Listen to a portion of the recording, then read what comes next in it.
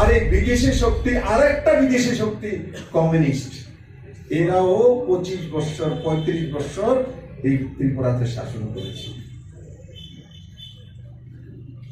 এরাও নারীদের সবচেয়ে বেশি শোষণ করে।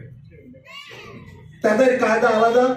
তারা বলবে নারী সমিতির নামে বাড়ি থেকে আসুন বৌদি, দাদারে কতক্ষণ আপনি ভাত খাওয়াইবেন, আপনিও তো নেতা হইতে পারেন, চলেন লাইনে চলেন, লাইনে চলেন।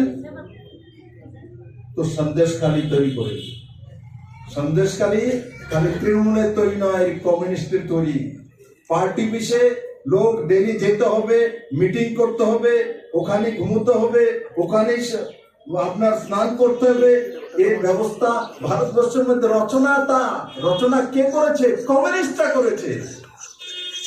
বাড়িতে যদি আপনি স্নান করেন তো পূর্ণ হচ্ছে না, কমিউনিস্ট পার্টি অফিসে স্নান করছেন তো কংগ্রেস